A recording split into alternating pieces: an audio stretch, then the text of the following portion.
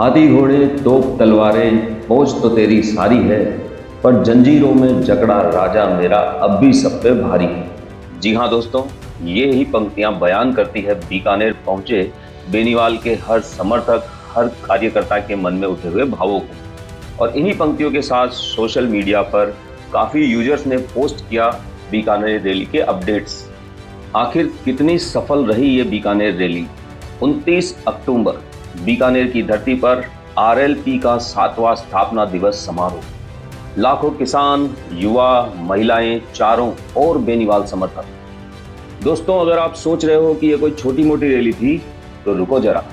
आज हम लोग डिटेल में जानेंगे भीड़ का आंकड़ा, हनुमान बेनीवाल का जबरदस्त भाषण और सोशल मीडिया पर उठा तूफान।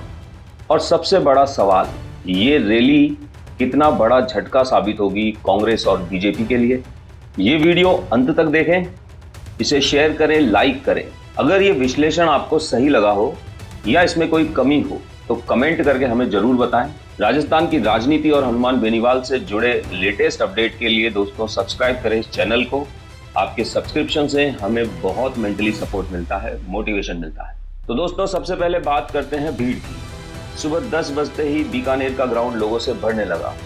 चारों ओर युवाओं के जुलूस, लोग बसों, कारों, ट्रक, ट्रैक्टरों बीकानेर पहुंचने लगे।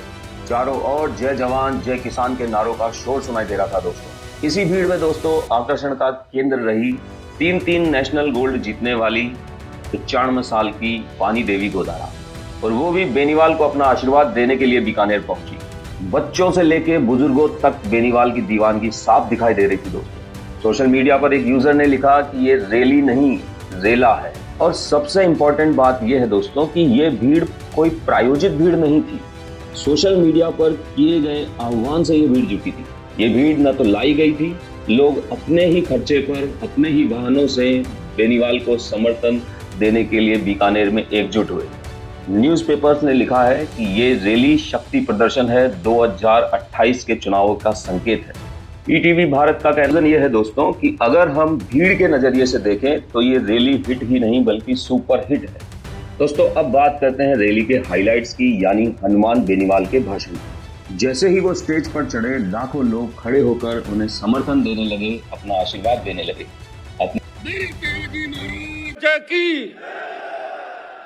करणी माता की, राम साहब पीर की, जसनाथ जी महाराज की, गुरु जम्बेश्वर जी भगवान की, सालासर बालाजी की, जय जवान, राष्ट्रीय लोकतांत्रिक पार्टी आरएलपी। अपने चिर परिचित अंदाज में बेनीवाल ने जो भाषण दिया दोस्तों, वो फायर ही नहीं वाइल्ड फायर था। मुख्यमंत्री भजनलाल शर्मा पर बेनीवाल ने कई तंज कसे। बेनीवाल ने सीएम को राजस्थान की पनौती कहा। बोले कि जब से ये सीएम बने हैं अग्नि देवता नाराज हो गए हैं। चारों ओर आग लगने की घटनाएं, विस्फोट की घटनाएं बढ़ गई है। सीएम को दिन भर समोसे खाने में व्यस्त रहने वाला व्यक्ति बताया। बोले ये सब छोड़कर प्रदेश पर ध्यान देना चाहिए। आइए सुनते हैं उन्हीं की जुबानी। भजनलाल की बारी है। भजनलाल तो पनौती है राजस्थान के लिए। जब से ये आया है अग्नि देवता बहुत नाराज हो गए राजस्थान में। हर जगह आग, विस्फोट, जहां पांव पड़े भजन के तांता बंटा धारी, मैंने लिखा। लेकिन कहते हैं कि कान्हा के समोसे वो 15-20 रोज के खा जाते हैं। ऐसा लोग कहते हैं कि हर 2 घंटे में समोसा आता है, 2 समोसे आते हैं, किसी को नहीं खिलाते, 2 समोसे खाते हैं, फिर हंसते हैं, फिर कहते हैं समोसा अच्छा था, फिर 2 घंटे बाद फिर समोसे आते हैं। लेकिन भजनलाल जी, समोसे खाने से राजस्थान नहीं बदलेगा। कहीं ऐसा नहीं हो कि बिहार के चुनाव हो और आपको सीएम हाउस, सीएम ऑफिस नहीं, कहीं उसी थड़ी पे समोसे खाने पड़े जो एक समय के अंदर वो थड़ी आपकी हुआ करती थी, जहां बैठा करते थे। दोस्तों, बेनीवाल ने मानेसर कांड की भी परतें खोली। बोला मैं अपने 3 विधायकों के साथ सचिन पायलट को सीएम बनाने के लिए तैयार था, लेकिन हमारे साथ धोखा हुआ। जिन अफसरों ने हमारे फोन टेप किए उन अफसरों को बाद में बड़े अच्छे पद दिए गए, सबको अच्छी पोस्टिंग मिली। देखिए ये क्लिप दोस्तों। तो सचिन पायलट जब मानेसर में जूझ रहे थे तो मेरे 3 विधायक भारतीय जनता पार्टी के बेहतर विधायकों के साथ थे और हम पायलट को सीएम बनाना चाहते थे। तब इन अधिकारियों ने हमारे फोन टेप किए, तब दिल्ली के नेताओं ने कहा था कि हमारा वक्त आने दो, इनको रगड़ के रख देंगे। उनको इनाम दिया, रगड़ के नहीं रखा, सारी अच्छी पोस्टिंग उन लोगों को दे दी। बेनीवाल ने मुख्यमंत्री और पूर्व मुख्यमंत्री के गठजोड़ पर भी प्रश्न उठाए। बोले, पहले कहता था कि वसुंधरा और गहलोत साथ मिले हुए हैं, अब कहता हूं कि भजनलाल और गहलोत मिल गए हैं। राजस्थान में कोई बदलाव नहीं आया है। आइए सुनते हैं उन्हीं के शब्दों में। पहले मैं कहता था गहलोत वसुंधरा मिले हुए हैं, अब अशोक गहलोत के जो बयान में पढ़ रहा हूँ, अशोक गहलोत कहते हैं कि पंडित भजनलाल जी मुझे शूट करते हैं, यही रहना चाहिए ताकि मैं सीएम बन जाऊं।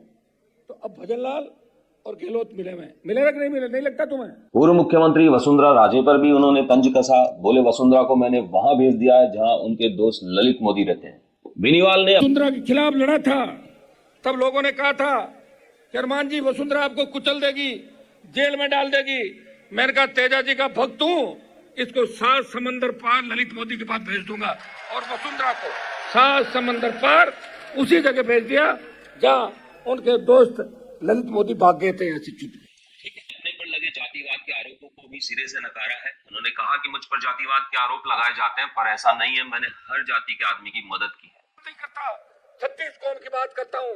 याद करो 2016, 17, 18 के अंदर जब हुंकार रैलियां करी थी, शाहिद हनुमान बेनीवाल राजस्थान का पहला किसान का बेटा था, उसने कहा था कि आर्थिक आधार पे ब्राह्मण, बनिया, राजपूत और काइस्ट को भी आरक्षण मिलना चाहिए। दूसरे किसी नेता ने ऐसी बात नहीं करी। भाइयों, हम ये चाहते हैं कि गरीब व्यक्ति चाहे उसकी जाति कुछ भी हो, उसको अच्छी शिक्षा मिले, आरक्षण मिले, उसको उसका हक और अधिकार मिले। और दोस्तों, बेनीवाल ने आरएलपी के 7 संकल्प की भी घोषणाएं की, जो कुछ इस तरह से है। पहला संकल्प किसानों की कर्ज माफी और एमएसपी का निर्धारण। दूसरा, युवाओं को अवसर व रोजगार। तीसरा, शिक्षा व स्वास्थ्य में सुधार करना। चौथा संकल्प था भ्रष्टाचार मुक्त शासन व प्रशासन। 5वां संकल्प महिला सशक्तिकरण को लेकर दिखाया गया। 6ठा संकल्प रहा सामाजिक न्याय और सभी समाजों को समान अवसर मिले। और 7वां संकल्प रहा नशाखोरी के विरुद्ध कार्यवाही। दोस्तों, हमारे पिछले वीडियो में हमने रैली के 7 संकल्प का अनुमान लगाया था, आप वो वीडियो देख सकते हैं। 7 में से 5 संकल्प वही हैं जो हमारे अनुमान के हिसाब से सही थे। दोस्तों, इनके अलावा बेनीवाल अपने भाषण में पेपर लीक मुद्दे पर, अग्निवीर योजना पर, फसल बीमा कंपनियों पर, कंपनियों, नेताओं व अफसरों के गठजोड़ पर, बढ़ते हुए अपराध पर, सरकार पर जमकर बरसे। युवाओं का आह्वान किया। बोले, तैयार रहो, जरूरत पड़ी तो हम लोग राजधानी की तरफ कूच करेंगे, विधानसभा में घुसेंगे, संसद में घुसेंगे। और दोस्तों, फाइनली बेनीवाल ने बीजेपी के गढ़ मेवाड़ में सेंध लगाने की तैयारी कर ली है। अपने भाषण के अंत में बेनीवाल ने घोषणा की कि आरएलपी की अगली रैली मेवाड़ में होगी। दोस्तों, इसी दिन पूर्व कांग्रेस नेता दिलीप चौधरी व अन्य प्रशासनिक अधिकारियों के नेतृत्व में कई लोगों ने, कई कार्यकर्ताओं ने आरएलपी की सदस्यता ग्रहण की। तो दोस्तों, फाइनल कंक्लूजन क्या है? ये महज रैली नहीं थी, शक्ति प्रदर्शन था, एक राजनीतिक बंद था। सब कुछ वायरल हो गया, हनुमान बेनीवाल छा गए दोस्तों, और रैली पूर्ण रूप से अपने लक्ष्य को पाने में सफल रही।